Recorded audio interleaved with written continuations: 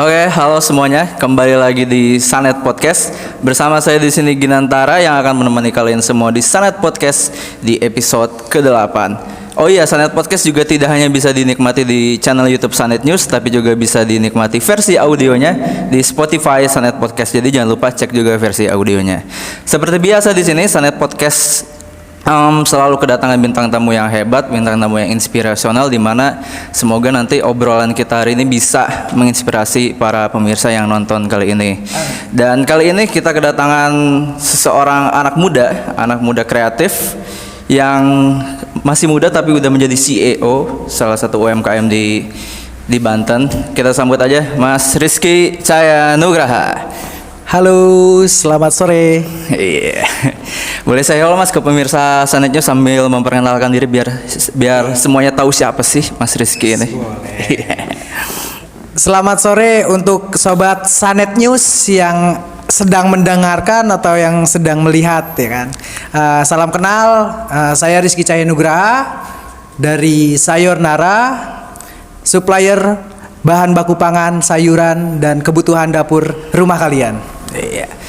Jadi Mas Rizky ini adalah seorang CEO dari Sayur Nara Mart.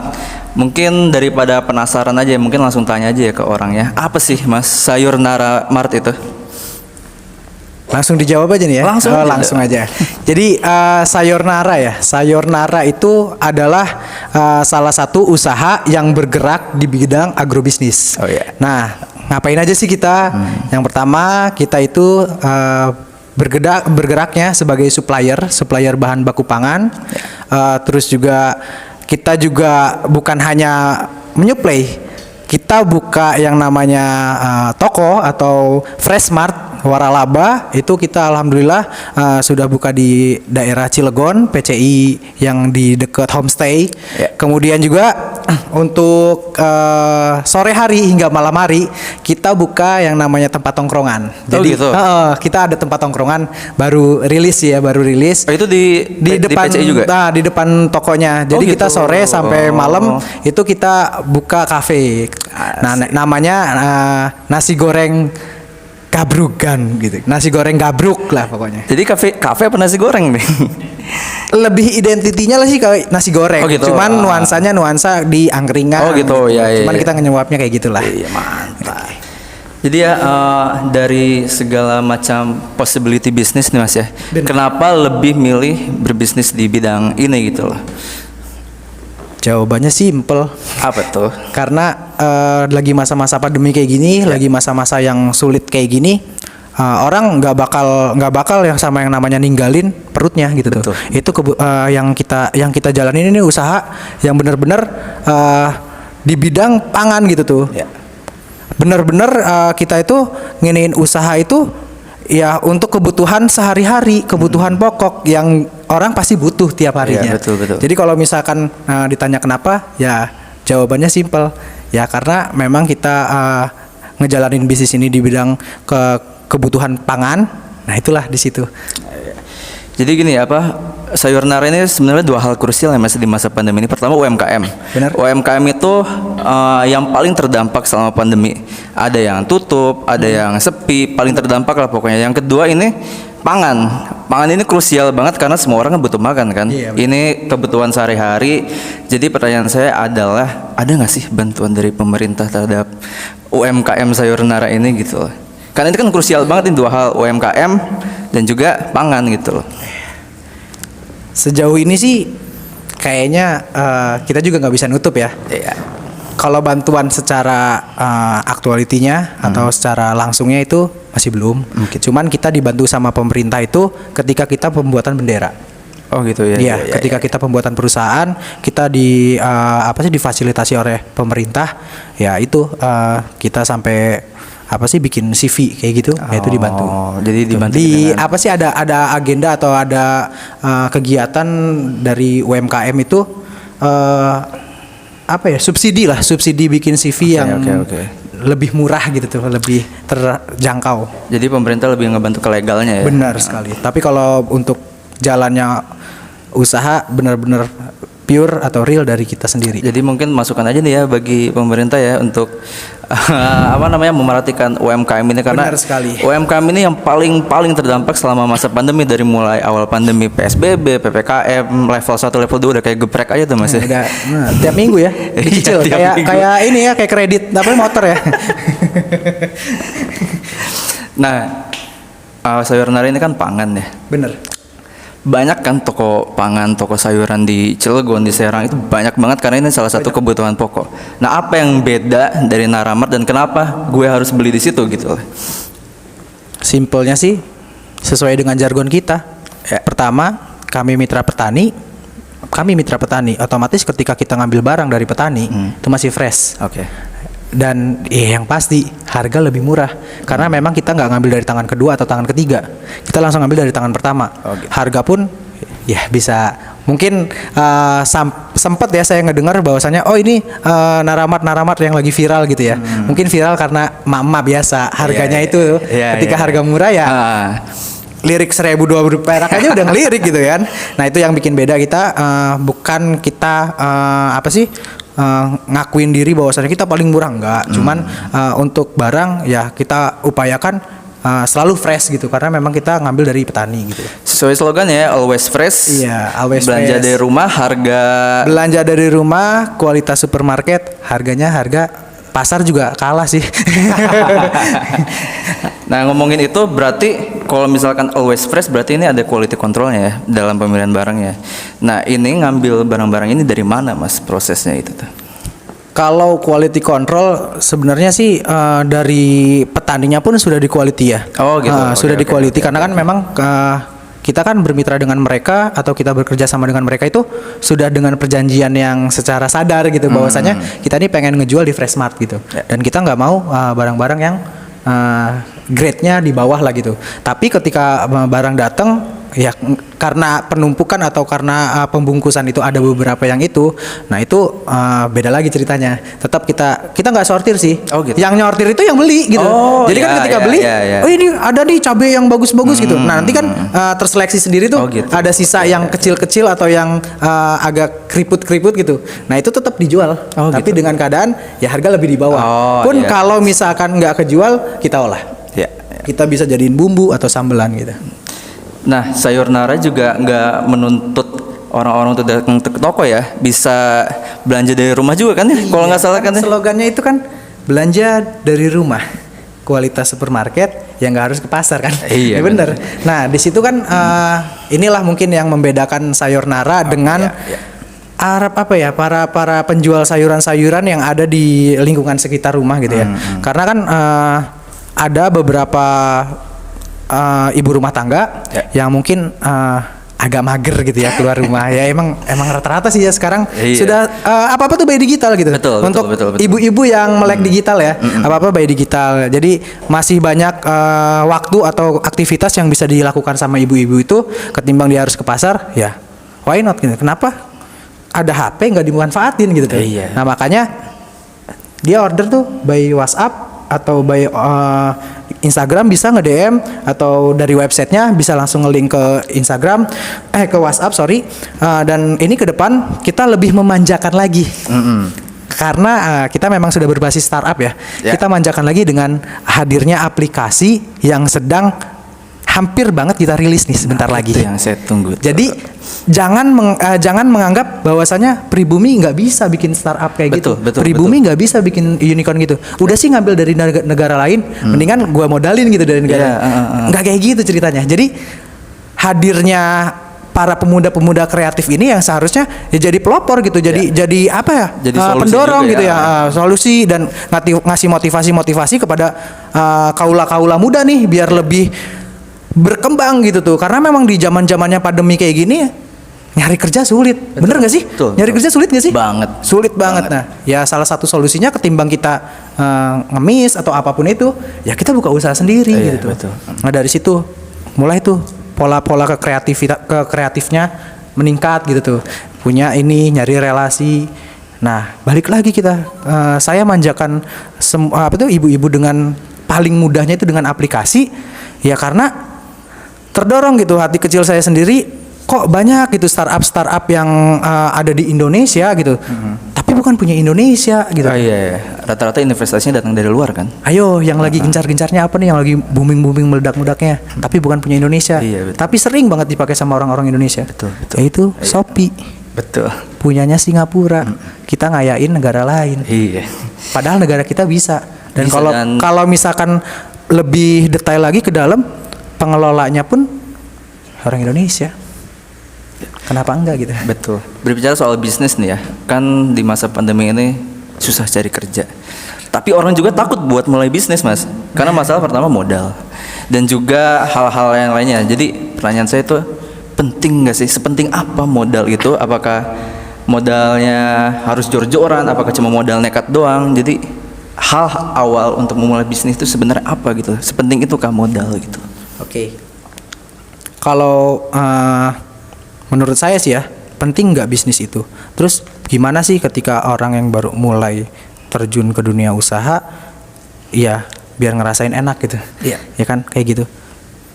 Sulit sih ya. Memang harus nyelem dulu. Betul. Ya, memang harus nyicipin dulu gitu, ngerasain. Nanti ketika kamu ngerasain, ya ketika kamu makan, kamu ngerasain tuh apa yang kurang, apa yang ini gitu. Rasanya bagus atau enggak, baik atau enggak untuk diri sendiri gitu. Nah, nanti ketika kalian sudah mulai terjun, baru deh di situ ngerasain. Iya. Tuh. Apa kurangnya gitu tuh. Dan yang namanya pengen jadi pengusaha nih ya, pengen jadi entrepreneur, mentalnya harus dinaikin. Betul, Mas. Bukan Iya. 1 atau 2 kali lipat lagi, bahkan bisa 1000 kali Betul, lipat. betul. Karena beda sama dunia kerja ya. Iya, karena kalau bisnis sekalinya jatuh banget, Mas. Itu dia. Makanya mentalnya harus ini banget, harus kuat banget. Iya, harus 1000 kali lipat. Bukan hanya jatuhnya usaha, cacian makian yang iya, dari betul orang-orang. banget. Lu ngapain sih gitu? Buka usaha padahal lu pinter, bisa nyari kerja, Iya. duit dapat gede gitu tuh. Bahkan ada orang yang udah kerja, pengen punya usaha, tiba-tiba resign dari usaha gitu tuh, buat ngebela-belain jadi usaha. Itu kan cibiran buat banyak orang gitu. Lo udah enak-enak kerja gitu ya, dapat penghasilan tetap, tapi ada ibarat istilah kufur nikmat gitu tuh. Ah, betul. So nggak ini banget gitu, harusnya kita keluar dari pikiran-pikiran yang seperti itu. Jadi masalahnya nggak hanya teknis aja, tapi banyak dari pihak-pihak luar juga Bener. yang mencoba mengganggu ya. Iya betul. Termasuk bukan dari luar juga, dari keluarga sih. Oh, salah iya? satunya. Benar banget. Kan Iya. ada beberapa orang tua gitu yang support anaknya buat kerja aja gitu. Ada Iya, yang support PNS ke sana, ya. jadi Ah, daftar PNS gitu. Woi, gue nih seragam gitu kan ya. Ya kan? Iya. Gue pakai seragam nih Iya, gitu. iya. Lihat kantongnya sih. Gitu aja. Nah, kita meleset dari bisnis dan sayur nara dulu nih, Mas ya. Ya, Kita boleh. ke personal question nih ya. Boleh. Asli mana sih, Mas? Asli. Asli Wong Serang. Asli Serang. Iya. Lahir di Serang. Lahir di Serang, besar di Serang. Nah. Tapi pernah nyicipin tanah Bandung. Kuliah. Enggak, saya pernah tinggal di sana kurang lebih 2 tahun. Oh gitu. Di Iya. mana, Mas? Di Ciwidey. Oh, saya juga asli Bandung soalnya, tapi Di mana? Di Lembang saya. Oh, di Lembang. Jauh. Jauh ya, ujung. Bener, timur barat, timur utara. Nah, Mas Rizky ini punya basic bisnis nggak sih, kayak dari keluarga pebisnis kah, atau kuliahnya mempelajari bisnis kah? Apa gimana? Kalau basic bisnis, saya juga nggak bisa nutupin ya, karena memang kakek saya itu pengusaha besar sepatu di Cibaduyut. Oh, gitu. Kakek saya. Iya. Dari ibu. Dan kakek saya dari bapak seorang pengusaha agrobisnis Oh iya. yang ada di Banten. Nah, beliau kalau kakek itu sampai waktu itu sempat cerita, saya masih ingat dari cerita nenek juga iya, sampai itu produk itu ekspor keluar. Oh gitu. Bener. Memang waktu itu gencar-gencarnya. Nah, kemudian kalau dari bapak, dia benar-benar jadi bandar cengkeh yang kayak itu, palawija yang kayak gitu. Jadi memang kalau turun temurun ya memang udah ada dari leluhur, dari kakek. Tapi kalau misalkan dari ranahnya anak-anaknya kakek, rata-rata sih pada guru gitu tuh. Oh gitu. Pada guru pekerja gitu. Tapi kalau misalkan kakek, ya saya nyerminnya ke si kakek sih. Oh iya. Pengusaha dua-duanya. Iya. Kuliah mempelajari bisnis juga, apa beda jurusan? Kuliah saya ekonomi bisnis, Oh, saya iya. alumni dari Bina Bangsa juga. Saya ngambil manajemen marketing. Dan insya Allah doain juga tahun depan lanjut ke S2 di Untirta. Amin. Jurusannya apa? Mau ambil apa? Sama Sama tinggal juga? lanjutin manajemen marketing. Cara soal bisnis nih mas ya. Bener. Bisnis itu kan pasti sesuatu hal yang nggak pasti kan. Jadi ada up and down-nya, ada naik turunnya. Nah Mas Rizky ini pernah nggak sih ada di titik terendah dalam berbisnis yang dimana Mas Rizky itu kayak gue kayaknya nyerah aja deh. Gue kayaknya nggak bakal mau ngelanjutin deh. Pernah nggak sih di situ? Baru kemarin. Baru kemarin. Baru kemarin ngerasain. Ya itulah kenapa yang tadi saya awal datang kalau ngundang saya pasti ada petoak satunya lagi. Betul. Kalau ngundang petoak satunya, pasti ada petoak satunya lagi. Sepaket ya? Benar, sepaket. Nah, dari situ kita balik lagi ya. Saya ketemu sama beliau itu orang yang luar biasa itu ketika posisi saya lagi benar-benar di bawah. Benar-benar diuji sama keadaan yang dimana udah nggak tahu gitu harus kemana ngejalanin usaha. Saya pertama di clothing ya, fashion. Awal saya di fashion, kemudian juga saya di kuliner, saya buka kafe barista juga, kemudian juga di angkringan juga sempet. Nah dari situ usaha beberapa kali ketemu rekan bisnis yang benar-benar salah banget gitu. Oh gitu, iya. Tapi saya nggak menyalahkan keadaan, memang itu proses ya. Hancur lah pokoknya. Saya bingung gitu ya. Sempat berpikir udahlah gue jadi karyawan biasa aja lah gitu. Tapi pernah jadi karyawan mas? Saya itu ya pernah kerja di Krakatau Posko. Oh gitu. Benar. Oh iya, jadi resign dari sana. Nah ketemulah tuh sama tadi itu manusia yang luar biasa petoaknya gitu tuh. Bener. Gue juga nggak tahu kenapa nih orang kok chemistry-nya kayaknya dapat banget ya. Bukan dapat banget, nyatu sama gitu tuh. Gitu. Sama banget gitu. Pola pikirnya sama, kita punya visi sama misi yang sama gitu tuh. Tujuannya yang sama dan yang gokilnya ini orang bener-bener apa ya? Gue nggak mikirin pribadi gue gitu. Gue pengen bukan gue doang yang maju. Ayo kita sama-sama maju. Mulai dari bawah mas, kita benar-benar mulai dari nol banget dah. Ya. Bahkan minus lah, bukan nol ya. Minus malah bukan nol. Kita sampai benar-benar gak dapet untung, bahkan rugi gitu tuh. Benar-benar kayak gitu dari awal banget. Nah makanya luar biasa itu orang. Sebut aja orangnya siapa ya? Ya males sih nyebut. Tapi ya mungkin orang-orang lain juga udah tahu ya.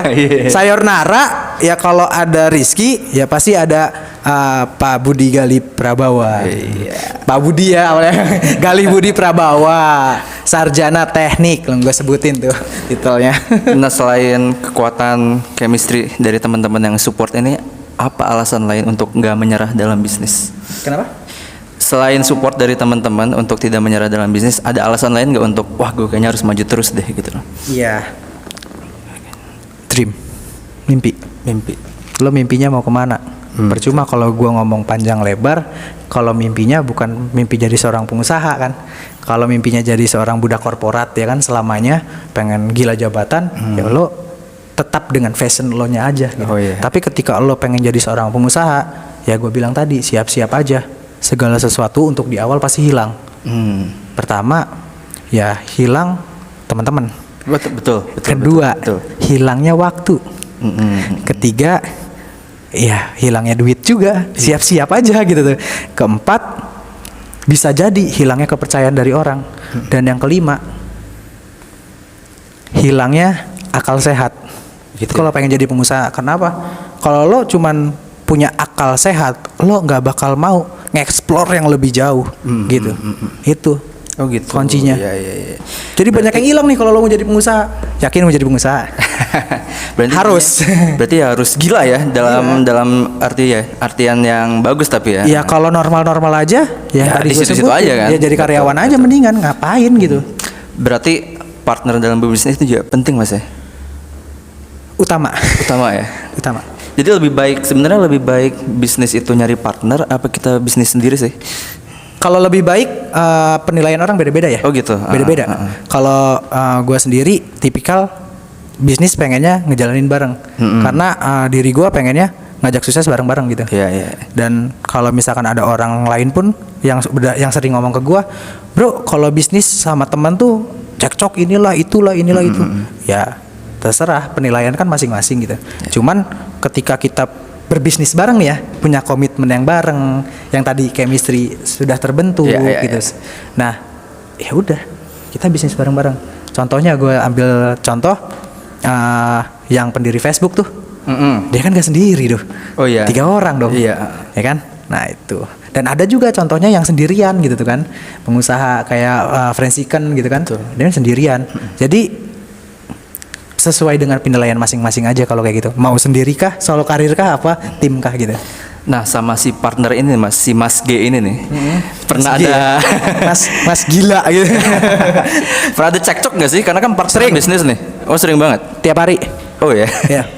Tiap hari cekcok. Ada yang paling parah banget. Ada. Karena apa itu? Karena dia jelek.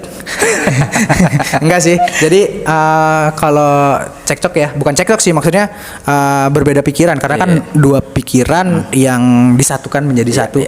Itu pasti ada aja perbedaannya. Tapi tergantung menyikapinya sih. Yang satu inginnya seperti ini, yang satu inginnya seperti ini. Maka dari situ, ya mendingan positioning. Lo pengennya di mana gitu? Lo pengennya seperti apa? Nah, kalau ditanya sering ribut sama dia tiap hari, nggak dari secara langsung kah atau nggak dari bio phone juga, kita tiap hari cekcok gitu, nggak ketemu sehari aja kayak tadi cekcok Mas. Oh iya. Gue kangen gitu sama lo gitu. Buset, udah kayak nggak pacaran ngerti aja. gue juga. Bahkan kita kan berdua udah nikah nih ya, Oh, betul udah nikah ya. Saya punya istri, dia punya istri. Istri kita masing-masing ngomong apa? Ya istrinya kamu tuh bukan aku, Gali. Istrinya Gali tuh bukan saya, Rizky gitu tuh. Jadi kayaknya waktu tuh lebih banyak kita berdua ketimbang sama istri gitu. Tapi Mas Rizky sama Mas Gali nggak ada hubungan terlarang kan? Jangan. Oh, balik lagi ke Nara nih ya, Sayur Nara nih ya. Sayur Nara kan saya lihat juga aktif di sosial media ya, Instagram juga, websitenya ada. Sepenting apa sih peran media untuk bisnis itu Mas? Terlebih ke Sayur Naranya sendiri ya. Sepenting apakah? Ya penting banget. Penting banget. Karena sekarang ini kan sudah masuknya era digital ya. Zamannya zaman digital. Mungkin yang saya perhatiin ya, sekarang lebih banyak orang tuh megang HP ketimbang megang TV. Betul. Lebih sering orang itu ngeliatin HP ketimbang nonton TV. Kalau dulu kebalikannya. Iya. Ya? Hitam putih aja dikejar bareng-bareng, ya kan? Betul. Nah kalau sekarang gue pengen nonton Doraemon nih, play YouTube. Gue pengen nonton ini, play Instagram, cari searching. Nah, kenapa gitu tuh? Pentingnya banget. Ya karena banyak orang yang ngelihat, ya biar orang banyak ngelihat gitu. Penting banget. Ya biar orang banyak yang tahu. Kan tujuan utamanya kita promotion selling itu, ya biar orang pada tahu dulu tuh. Iya. Orang pada tahu, orang penasaran, nyicipin, ketagihan, langganan, gitu. Balik lagi ke aplikasi nih ya. Kapan sih Mas munculnya? Karena gue ngebayangin nih aplikasi, wah bakal keren banget nih orang Cilegon gitu loh. Rata-rata aplikasi itu kan lebih e-commerce itu kan check outnya kayak baju segala macam. Kan belum ada nih ya yang gue mau check out sayur kayaknya kan belum ada gitu loh. Jadi kapan rilisnya itu sebuah aplikasi itu? Ini pengen saya liatin ya. Oh gitu. Cuman belum rilis sampai ke App Store. Oh iya. Nah di sini udah ada, Mas. Aplikasinya sudah ada. Tapi masih tahap awal, masih belum dirapihkan tuh. Oh iya. Kan ada kategorinya. Nanti ke depannya kita seperti aplikasi-aplikasi lain sudah dipersiapkan untuk seperti inilah. Nanti ke depannya kayak Shopee kayak gitu. Iya. Pembayaran pun bisa by digital juga. Oh gitu. Bisa. Iya. Itu ke depannya. Dan ini alhamdulillah kita udah finish di pembangunan awal gitu ya, pembangunan awal untuk nampilin yang awalnya dari website dipindahin ke aplikasi gitu. Iya. Nah, itu udah rilis, tinggal kita membenahi, setelah membenahi kita daftar ke App Store-nya. Iya. Tinggal nunggu ACC gitu. Nanti baru nongol di App Store. Semoga dipercepat ya Mas prosesnya karena harus, soalnya ini yang dibawa ke nasional. Oh gitu. Nah ngomongin dibawa ke nasional nih Mas ya. Ngomong-ngomong Mas Rizky dan Sayur Nara ini mengikuti Pemuda Pelopor Tingkat Nasional 2021, gimana ceritanya Mas sampai tembus ke nasional? Awalnya diajak sih. Oh ya. Iya, saya nggak tahu informasi apa-apa. Itu yang ngadain dinas mana sih? Di Sparpora. Oh di Sparpora. Di Sparpora. Oke. Dinas Pariwisata, Olahraga Pemuda dan Olahraga. Karena kan pemuda pelopor ya yang dimajuin di Sparpora. bukan disperindaknya. Nah di situ lombanya atau seleksinya itu kita dari awal seleksi dari awal di tingkat kota ya. Dari beberapa kontingen banyak banget waktu itu di tingkat kota yang maju ke tingkat provinsi dari ini ada 5 bidang. Bidang pertama itu inovasi teknologi ya. Terus pendidikan, terus apa sih satu lagi tuh agama, sosial, sumber daya alam ya, sumber daya alamnya, sama pangan. Ada 5 bidang. Ya ini kebetulan teman saya juga di pelopor. Iya. Ada 5 perwakilan dari Kota Serang maju ke provinsi per tiap bidang 2. Nah, di kabupaten-kabupaten atau daerah-daerah lain sama banyaknya gitu tuh. Dari beberapa peserta kita maju, ya Sayonara maju ini. Yang kita tampilin adalah dari inovasi teknologinya mas. Kita ikut dari bidang inovasi teknologi, yang kita bawa adalah startupnya. Karena memang balik lagi ke kebutuhan masyarakat kan. Kalau pelopor apa manfaat untuk masyarakatnya gitu tuh. Karena sekarang di era sekarang kan harus bisa memudahkan semuanya. Mungkin kalau misalkan kontingen-kontingen yang lain bagus-bagus mas, asli bagus-bagus. Bikin generator, bikin gas detektor, bikin sensor. Tapi balik lagi mas, kebutuhan masyarakat betul. Untuk saat ini apa? Ternyata dari panitia atau dari juri lebih menyorotinya ke era digital mas. Betul. Yang benar-benar membantu masyarakat untuk lebih mempermudah gitu tuh. Apa yang dia iniin gitu tuh. Nah itulah kita bikin yang namanya aplikasi.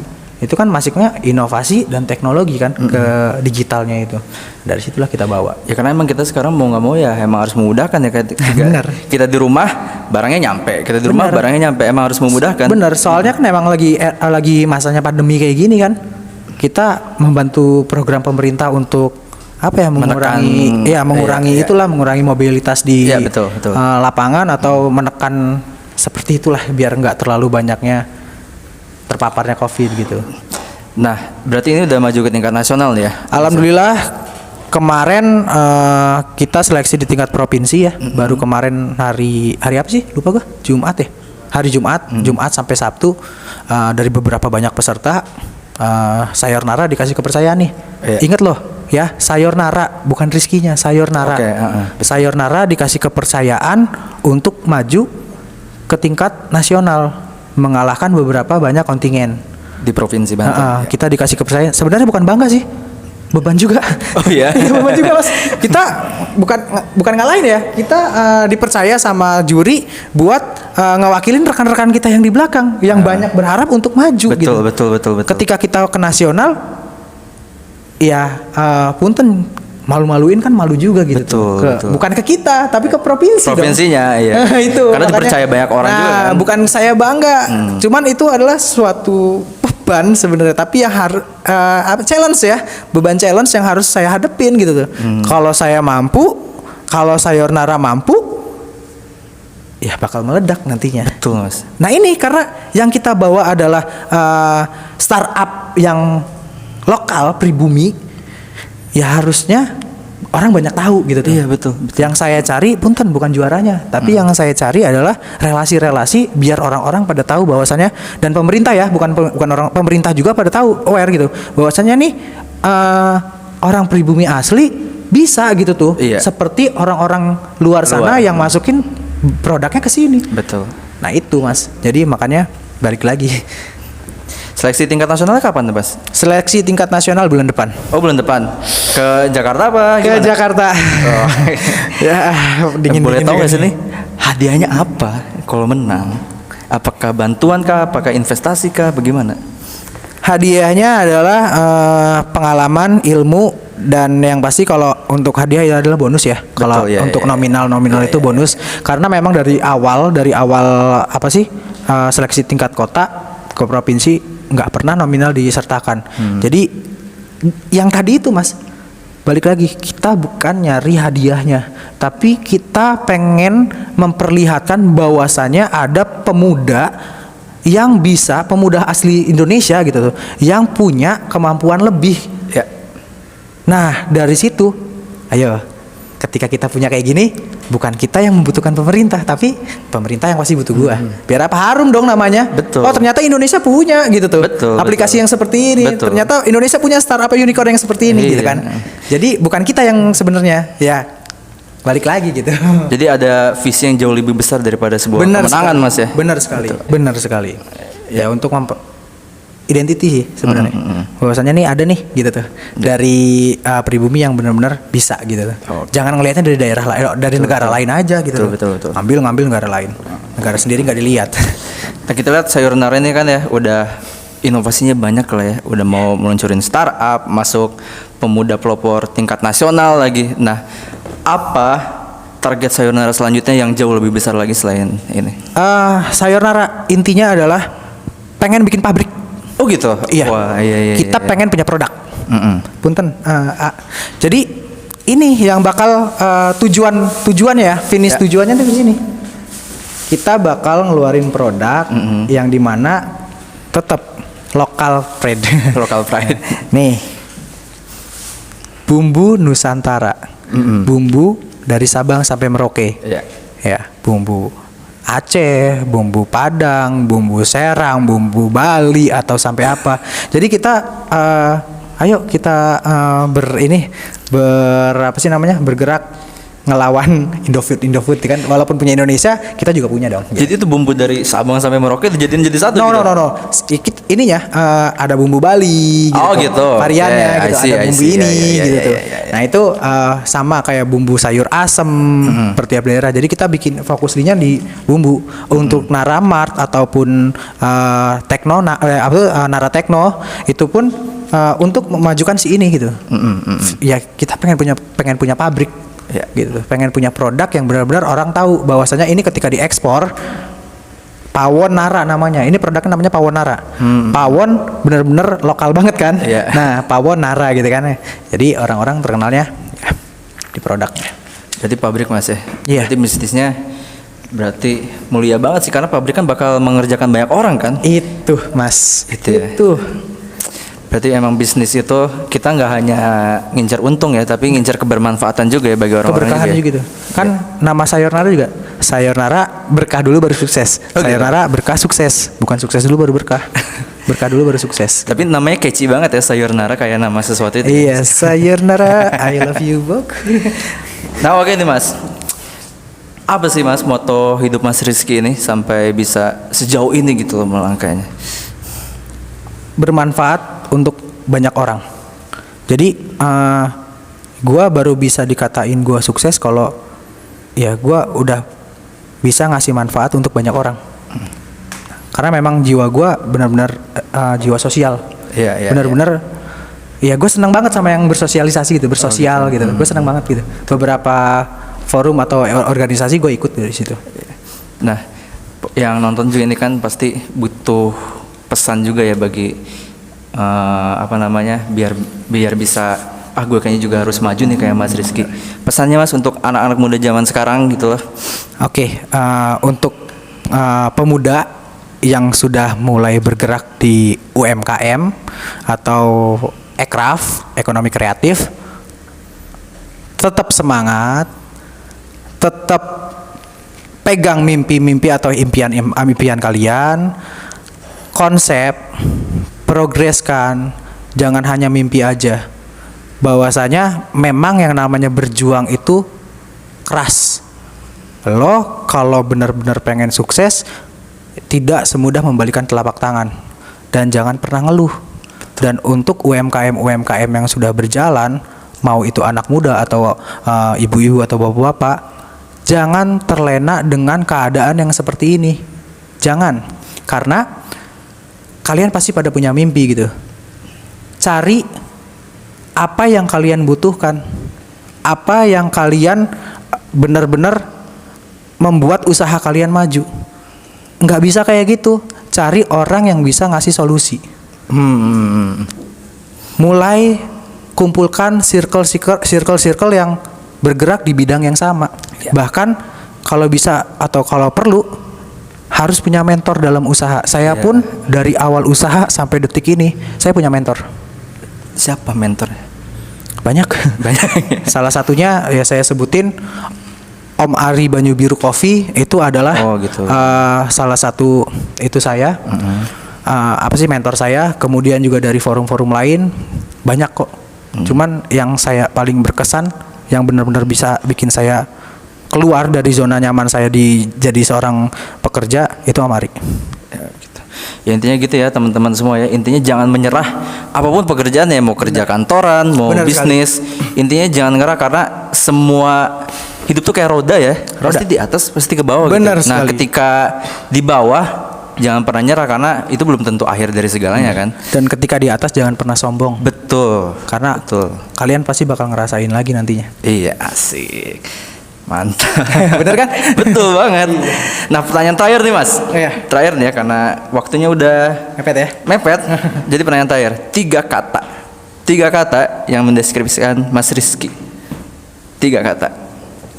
Berguna, bermanfaat, maju terus. Berguna, bermanfaat, maju terus. Mantap. Thank you Mas Rizky udah datang ke Sanet Podcast. Thank you banget.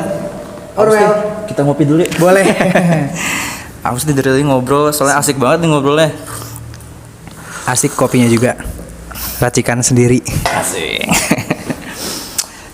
Oke, teman-teman semuanya, mungkin itu aja ya Sanet Podcast di episode ke-8 bersama CEO Sayur Naramat Mas Rizky Cayanugraha.